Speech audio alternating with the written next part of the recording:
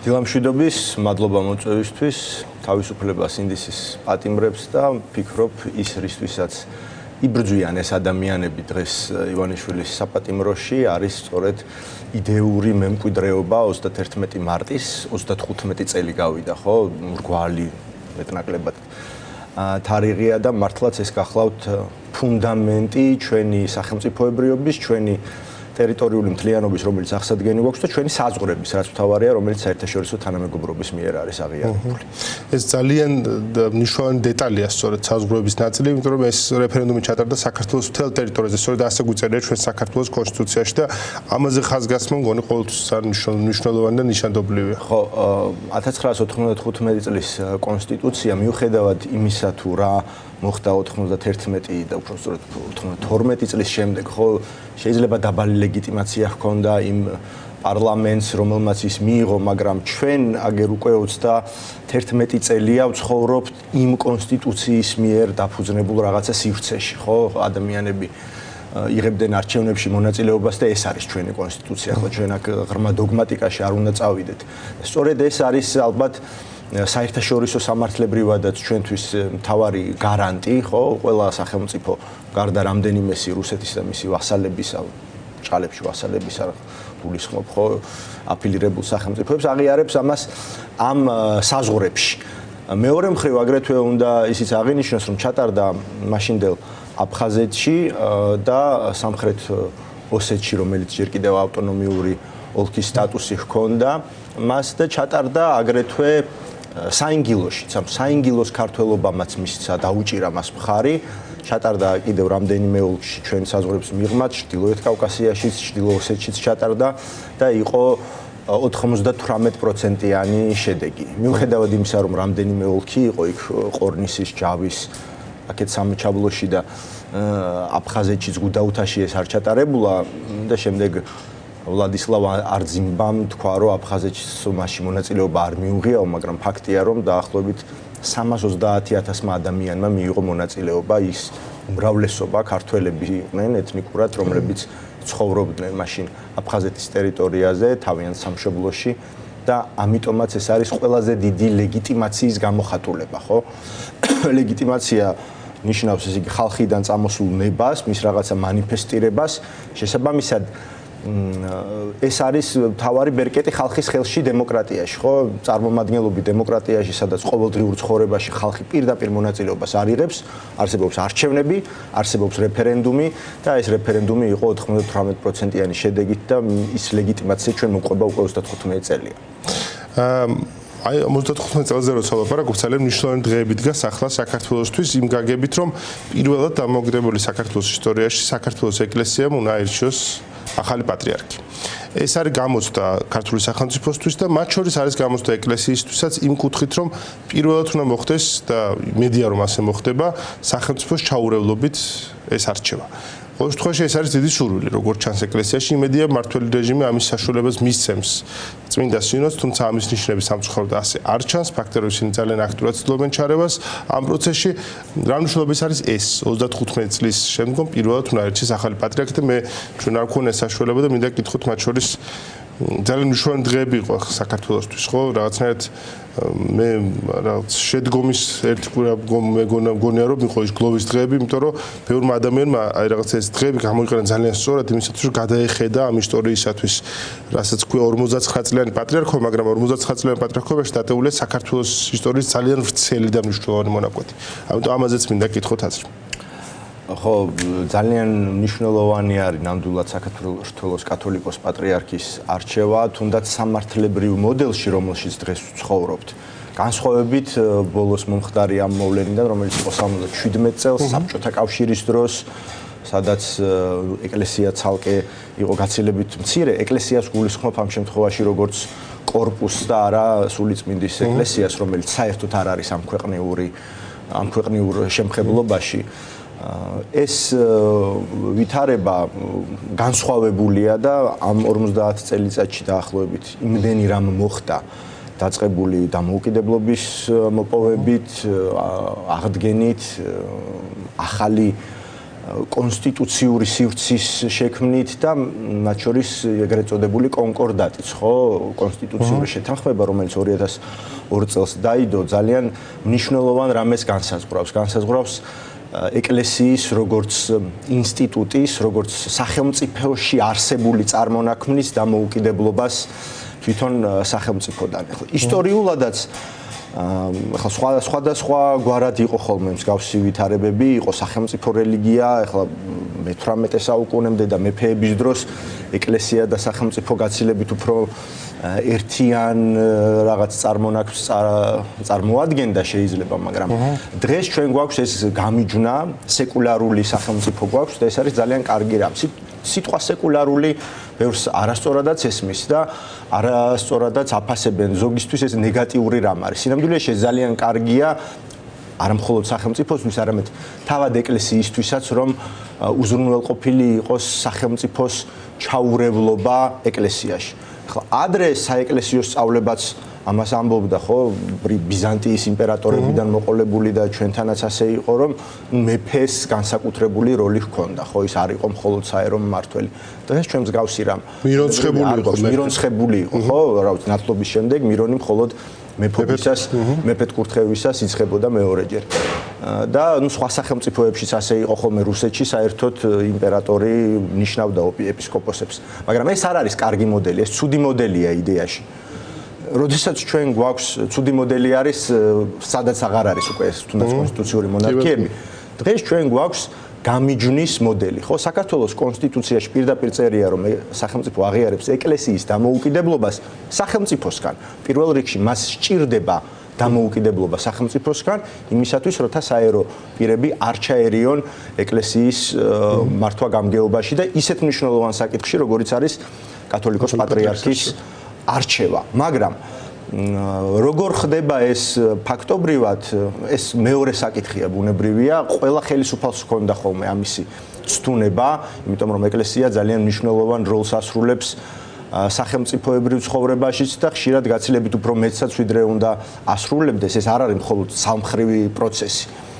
და ვხედავთ ასეთ ტენდენციებს დღესაც. ახლა ჩემთვის როგორც ერთი პოლიტიკოსისთვის და ჩემი პარტიის წარმომადგენლის სახელითაც შემიძლია ეს განცხადება გავაკეთო, ყოვლად მიუღებელი არის თუნდაც საჯარო პოზიციონირება და თუნდაც რაიმე განცხადების გაკეთება, მით უმეტეს ისეთ საკითხებზე, რომელიც პერსონალურ რაღაც საკანდიდატო და კანდიდატობის პრეტენდენტებს შეეხება, იმიტომ რომ ეს რაღაც თუნდაც მცირე ირიბზე გავლენას შეიძლება ახდენდეს ამ პროცესზე. ჩვენ მიგვაჩნია, რომ ეს მთლიანად უნდა შეესაბამებოდეს საქართველოს კონსტიტუციას, კონსტიტუციურ შეთანხმებას, როდესაც მხოლოდ წმინდა სინოდი წყვეტს ამ საკითხს. მაგრამ საქმე რაშია?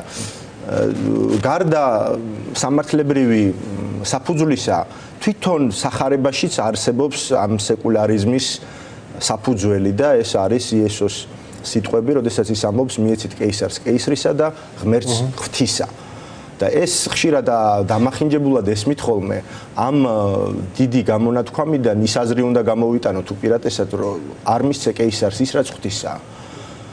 იმიტომ რომ საეკლესიო საკითხები და მათ შორის ის თუ ვინ უნდა იყოს გამორჩეული ეკლესიის მეთაურად, არანაირად არ შეიძლება იყოს კეისრის სფერო, ანუ საერო სფერო. ეკლესია და სახელმწიფო უნდა თანაცხოვრებდნენ ერთ სივრცეში, იმიტომ რომ ეკლესია არის ერთი მხრივ ის ეკლესია, რომელიც დააფუძნა, ხო, იესო ქრისტე, რომელიც როდესაც ეუბნება პეტრეს, რომ კლდესაზე დააღვაშენო მე ეკლესია, ჩემი და ბჭენი ჯოჯოხეთისანი ვერ ერეოდიან მას, ის სხვა ეკლესიაა. მაგრამ ეკლესია როგორც ინსტიტუტი, როგორც იურიდიული პირი სახელმწიფოში, ის არსებობს ამ დროსა და ამ სივრცეში და არის რაღაცა გადაკვეთის წერტილები. მაგალითად, ადამიანების რწმენის უფლების განხორციელება, ხო, რომელიც კონსტიტუციური უფლებაა. ეს არის ერთი მხრივ სახელმწიფოს ვალდებულება და ის შეუძლებელი არის ქრისტიანებისათვის და სხვა დენომინაციებისთვის, ბუნებრივია ეკლესიის როგორც კორპუსის გარეშე. აი ამ გადაკვეთის სფეროს რაც ცდება, ის უნდა დარჩეს ეკლესიისა, ეკლესიის მხარეს, სახელმწიფოს მხარეს და ჩარევა არის ყოვლად დაუშვებელი, რასაც სამწუხაროდ დღეს ვერ. ხო, კონსტიტუციური შეთანხმება იძლევა ძალიან კარგ სივრცეს, ანუ ის ერთი მხრივ აღიარებს იმ ობიექტურ მოცემულობას, რაც კონსტიტუციაში ისაც გაწერილი იყო საქართველოს ეკლესიის განსაკუთრებული როლი ჩვენს ისტორიაში, საქართველოს ისტორიაში. და ხა ამის უარყოფა უბრალოდ შეუძლებელია და არ ამგონია ვინმე ჭკვატყოფილი ამას შევიდეს საერთოდ და მეორე მხრივ ქმნის ამის ბაზას რწმენისა და აღმსარებლობის თავისუფლებისათვის ძალიან ნათლად არის ეს თელი ხაზი გავლებული. თუმცა ეს სულისკვეთება ფაქტია, რომ ყველა ხელისუფლებას სხვადასხვა დავიწყებული ქონდა სხვადასხვა დოზით, მაგრამ ამ ხელისუფლებას განსაკუთრებით დავიწყებული აქვს და პირიქით ამოცანა ამათი არის უფრო მეტად რომ უმცროს პარტნიორად გადაიქცონ ეკლესია. ანუ თუ ჩვენ გვახსოვს როგორ ელაპარაკებოდნენ მათ შორის ძალიან ძლიერი ხელისუფლებები საქართველოში, სააკაშვილის ხელისუფლება, ხო, მათ შორის ძალიან ძალიან თანასწორი პოზიციონები ეკლესია შეეძლო ძალიან თანასწორად ელაპარაკა მათთან. დღეს სამწუხაროდ ეს მორღვეულია და პირიქით ჩვენ ხედავთ ხელისუფლებას ეს პარტიულობის ნაწილი, პარტიულობის კომპონენტი როგორ არის შეჭრილი და რამდენად დამაზიანებელია ეს. როცა ჩვენ ლაპარაკობთ იმ ორგანიზმზე, რომელიც სწორედაც რომ განსაკუთრებული როლით გამოირჩევა ჩვენი ისტორიაში და შესაბამისად პარტიულობა მას წესით არ უნდა გაკარებოდა. საერთოდ არ უნდა გაკარებოდა და კონკორდატი თვითონ ჩვენს კონსტიტუციურ წესრიგშიც არის დაყენებული კონსტიტუციის შემდეგ იერარქიაში. მაგრამ ასევე წერია თვითონ კონსტიტუციაშიც, რომ ის უნდა შეესაბამებოდეს ადამიანის უფლებებს, ის უნდა შეესაბამებოდეს დემოკრატიულ პრინციპს და საერთაშორისოდ აღიარებულ პრინციპებსა და ღირებულებებს, რაც არ გულისხმობს იმას, რომ თვითონ ეკლესია უნდა იყოს დემოკრატიული. ეკლესია თავისი ბუნებით უნდა იყოს იერარქიული და სწორედ ეს არის ჩაურევლობა, ხო? ეკლესიას ვერ დაუწესებს შენ იმავე პრინციპებს, რომელიც შეიძლება დაუწესო თუნდაც პარტიებს, ხო? პარტიებიც არის სახელმწიფო წარმონაქმნები, მაგრამ სახელმწიფო იმ ავტონომიაში, პარტიულ ავტონომიაში იმ დონემდე ერევა, ყოველ შემთხვევაში კონსტიტუციის დონეზე, რომ შიდა დემოკრატია გქონდეს. ეკლესიას ამას ვერ დაუწესებს, მაგრამ ეს ამავდროულად იმას არ ნიშნავს, რომ შენი მიზნებისთვის გამოიყენო ან ეკლესიის ავტორიტეტი, ან სასულიერო იერარქიის ავტორიტეტი და ახლა ისევ რაღაცა პოლარიზება, რაც არის საზოგადოებაში პოლიტიკური თვალსაზრისით, სურთ რომ გადაიტანონ ეკლესიის სფეროშიც და ეს 40 დღიანი თუ 2 თვიანი პერიოდი, რაც იქნება პატრიარქის არჩევამდე, ჩვენ გამორჩეულ რაღაცას ვაკვირდებით, იმიტომ რომ ჯერ სოციალური ქსელის ეპოქაში ვცხოვრობთ, ესეთი რამ 77 წელს ლოგიკურადაც ვერ იქნებოდა კომუნისტური რეჟიმი რო არ ყოფილიყო და ამას ვუყურებთ თუნდაც უწმინდესის დაკრძალვის დღეს, როგორ მოახდინა ქართულმა ოცნებამ რაღაცა მონოპოლიზება, სადა უпростоრად, იმიტომ რომ ჩემი აზრით ვერ მოახდინა. ჩემი აზრითაც პირიქით, ლუსტრაცია იყო. სიხარბე გამოვლინდა მათი ძალიან და ჩემი ძალიან თვალნათელი იყო ეს სიხარბე ადამიანებისათვის. ყველასთვის თვალნათელი უნდა მე ასეთი აზრი მაქვს ქართულ საზოგადოებას ყოველ შემთხვევაში, რომ ქართულ საზოგადოებას სიხარბეს აღიქვამს და არ ქონს თავის სახელს და ეს არ მოსწონს. და ეგ გამოჩნდა ძალიან. ჯერ ერთი მანამდე სცადეს წარმოჩენა, რომ თითქოს ვინც მივიდა ილია მეორის პატივის მისაგებად და საათები რიგში იდგა, თითქოს მათი ამომრჩეველი ყოფილიყოს ეს, როგორც ეს სცადეს აი 17 მაისის მცდელობებზე. და შემდეგ რაც მოხდა უკვე დაკრძალვის დღეს, იმ პროცესიის დღეს, როდესაც არავინ არ შეუშვეს, არანაირი სიმბოლურობა არ გაითვალისწინეს და მე განმარტებაც გააკეთეს, რომ ოპოზიციურმა პარტიებმა მორალური უფლება დაკარგესო, პარლამენტში მანდატების დატოვების გამო მათ ეკლესიის წინაშე მორალური უპირატესობა დაკარგესო, უფლება რომ იქ მდგარიყვნენო, ეს იყო უკვე მართლა ფსკერი. რა განცხადებაც გაკეთდა. მაგრამ საზოგადოებამ ეს დაინახა ჩემი აზრით ძალიან თვალნათლივ და ის ადამიანები მართლა მთელმა ერმა გამოიგლოვა ილია მეორე, მიუხედავად იმისა, ვინ იყო თუნდაც მართლმადიდებელი ან ვის აქვს რწმენა, აქ არ იყო მხოლოდ სასულიერო ლიდერთან გამომშვიდობება და ჩემი აზრით ეს არის ლუსტრაცია თვითონ ქართული ოცნების წარმომადგენლების, რომელთაც ხარბად სცადეს მithვისება ილია მეორის ავტორიტეტის, იმ ხალხის სიმრავლის რაღაც პოპულისტური მიზნებისთვის გამოყენება, მაგრამ უკვე ჩაუვარდათ კოვზი ნაცარში. და ვნახოთ, რა თქმა უნდა, მე ძალიან დიდი იმედი მაქვს, რომ ეკლესიაში ის ძალა, რომელიც გულისხმობს მედეგობას ჩარევებისგან, იქნება საკმარისი იმისთვის, რომ ახალი კათოლიკოს პატრიარქი ამ ჩარევებისგან თავისუფალ გარემოში იქნას არჩეული. ძალიან მნიშვნელოვანია ეს. მეც გულწრფელად გქონია, რომ 39 წევრი ყავს წმინდა სინოდს და უნდა გამოინახოს ეს რაღაცნაირი ენერგია, ხო? ვიღაცისთვის ენერგია ჩვენ პოლიტიკურ გადმოსახედიდან და ვიღაცისთვის სულიწმინდის მადლი.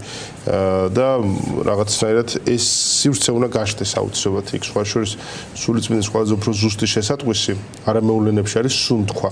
და როგორც ადამიანებს სუნთქავ და ჩვენი სიცოცხლე და ჩვენი სუნთქა არის განუყოფელი, ასევე არის ეკლესიისათვის. ეკლესია არის ორგანიზმი, რომელიც სუნთქავს სულიწმიდით. სხვათა შორის ეს ქართულ ენაშიც არის გარკვეულწილად გადმოტანილი, სასულე ეძახიან, ხო, აი და ძალიან ნიშანდობლივი არის ეგ დეტალი. სულის შებერვა. კი, არის რაღაცები, რაზეც საუბარიც რთულია, თუმცა რაღაცა შეხების დროს იგრძნობა და იმედია ამას იგრძნობა ჩვენ ეკლესიის წმინდა სინოდის წევრები. ბოლოს სულ რამდენიმე წუთი დაგვრჩა და მინდა გითხოთ რუბიოს ზართან როგორ ტექნიკურ ნაწილზე გადმოვედით, თუცებ რაზე ვილაპარაკობთ და რაზე გადმოვედით, მაგრამ რას ვცემთ, ასეთია ჩვენი ცხოვრება. რუბიომ დაურეკა ირაკლი კობახიძეს და სულ ერთ წინადადებით შეაჯიამა სახელმწიფო დეპარტამენტმა ეს არის და კობახიძემ სცადა რაღაცა უფრო მეტი გამოედნო აქედან. თავისთავად უნდა დაინახოს თუ არა ქართულმა წინააღმდეგობის მოძრაობამ რაიმე ტიპის საფრთხე ამაში თუ პირიქით კარგია როცა ამერიკელები ამით ინტერესდებიან. მე ვფიქრობ საფრთხე არის მაშინ, როდესაც იქნება და დადგება იმ მომენტში საქართველოსთვის, როდესაც ამერიკის შეერთებული შტატები ჩვენი ქვეყნით აღარ დაინტერესდება და მე დარწმუნებული ვარ, არა მხოლოდ იმედი მაქვს, რომ ეს არასოდეს მოხდება, თუ საქართველოს იმდენად არაპრიორიტეტული გახდა ამერიკისთვის, რომ საერთოდ აღარ დააინტერესებს, მაშინ ჩვენი ქვეყანა სამწუხაროდ იქნება განწირული იმისთვის, რომ იყოს რუსეთის ამარა დარჩენილი. ბუნებრივია იმ მოკლე ლაკონიურ განცხადებაში ჩვენ ვერაფერს ამოვიკითხავდით, თუნდაც ამერიკის შეერთებული შტატების ოფიციალური პოზიციიდან ქართული ოცნება როგორ ცდილობს ამის წარმოჩენას, ეს კიდევ სხვა საკითხია. ცოტა ხნის წინ საუბრობდნენ იმაზე, რომ ეპშტეინთა ყველამ თავის ეპშტეინის ფაილებს მიხედოსო, დიპ სტეიტზე საუბრობდნენ, როგორ დაამარცხა დიპ სტეიტმა ტრამპის ადმინისტრაცია და ახლა ნებისმიერი ესეთი კონტაქტიც კი მათთვის არის რაღაც დიდი აღტაცების საფუძველი და ცდილობენ გაცილებით უფრო დიდი პროპაგანდისტული მასშტაბით წარმოაჩინონ, თუმცა მე ვფიქრობ, რომ ის რომ ლოგიკურიც არის ბევრი ობიექტური და რეგიონში არსებული ვითარების გათვალისწინებით, მაგრამ რუბიოს ზარი და საერთოდ ამერიკის შეერთებული შტატების ადმინისტრაციის დაინტერესება არის მნიშვნელოვანი. მათ შორის კონგრესისაც ხო რამდენიმე დღის წინ ვიხილეთ ჩვენ ისევ ჰელსინკის კომისიის განცხადება ძალიან მწვავე და ადეკვატური, იმიტომ რომ იქ მუშაობენ საქართველოს საკითხებზე და იციან რა მდგომარეობაა. აგრეთვე ისიც უნდა აღინიშნოს, რომ არ გახანგრძლივება მოხდა სანქციების, არ შეუჩერდა სანქციები რუსეთთან დაკავშირებულ პირებს და მათ შორის ივანიშვილსაც რამდენიმე დღის წინ ჩამოსული იყო ცოტა ხნის წინ, რამდენიმე დღის წინ ზუსტად ასევე სახელმწიფო დეპარტამენტის ევროპისა და ევრაზიის ბიუროს წარმომადგენელი და მათ ჰქონდათ ძალიან მნიშვნელოვანი შეხვედრა ოპოზიციასთანაც, მათ თავიანთი თვალით ნახეს ანაკლიაში რა ხდება, ანუ ის რომ არაფერი ხდება იქ და ეს ყველაფერი ერთიანობაში ალბათ კიდევ უნდა ერთი კონტექსტი დავუმატოთ ამას, რომ წელიწად ნახევარია რეალურად ის განცხადების პათოსი სახელმწიფო დეპარტამენტიდან არ იცვლება, ქართული ოცნება არც ერთ ნაბიჯს არ დგამს უკან, შესაბამისად არის გაჯიუტოტებული ამ მდგომარეობაში, ბუნებრივია აქ არანაირი გადატვირთვისკენ ნაბიჯიც არ შეინიშნება და არც პერსპექტივა თუ ასე გაგრძელდა, შესაბამისად დაველოდოთ. თუ რაიმე ცვლილებები მოხდება უფრო ხელშესახები, მე არ მინდა რომ ეხლა ეს რაღაც მარჩიელობას დაემსგავსოს, მაგრამ საბოლოო მოკლე შეჯამებით მინდა ვთქვა, რომ ამერიკის შეერთებული შტატები ყოველთვის იდგა ქართული სახელმწიფოს გვერდით, იმ სახელმწიფოს, რომელიც 35 წლის წინ საფუძველი ჩაეყარა დღევანდელ დღეს და ქართველი ხალხის გვერდით.